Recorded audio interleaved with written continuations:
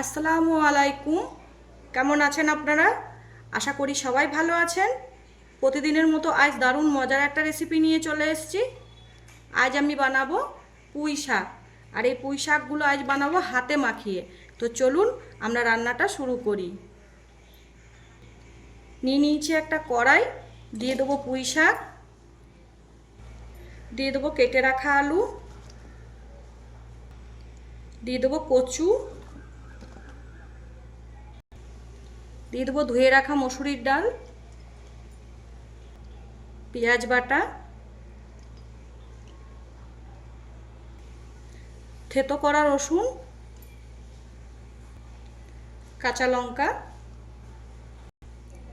স্বাদ মতো নুন দিয়ে দেব, হলুদ গুঁড়ো, লঙ্কার গুঁড়ো, দিয়ে দেবো সর্ষের তেল,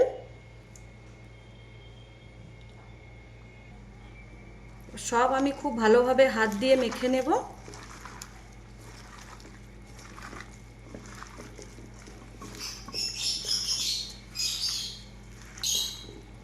তো এই দেখুন, খুব সুন্দরভাবে আমি হাত দিয়ে মেখে নিয়েছি। এবার দিয়ে দেবো পানি।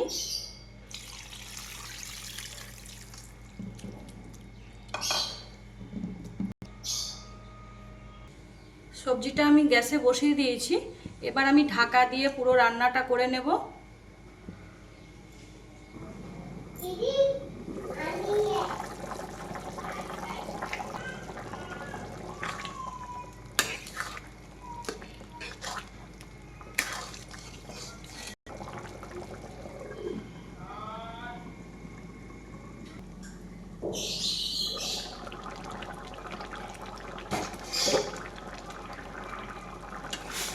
ঢাকা দিয়ে আমি সব সবজিগুলো খুব ভালোভাবে রান্না করে নিয়েছি, আর খুব ভালোভাবে সব সেদ্ধ হয়ে গেছে।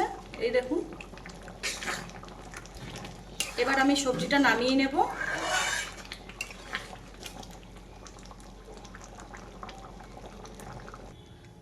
এখানে একটা হাঁড়ি নিয়ে নিয়েছি, হাঁড়িটা খুব ভালোভাবে গরম করে নেব। দিয়ে দেবো সর্ষের তেল, দিয়ে দেবো পেঁয়াজ কুচি, শুকনো লঙ্কা, দিয়ে দেবো গোটা জিরে। পেঁয়াজ লঙ্কা আমি খুব ভালোভাবে বেরেস্তা করে নেব।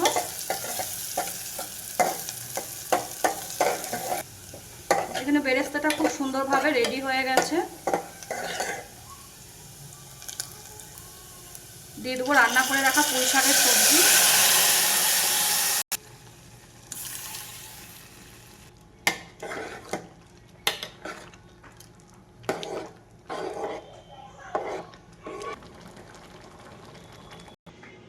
তো এই হচ্ছে পুঁই শাক তরকারির ফাইনাল লুক।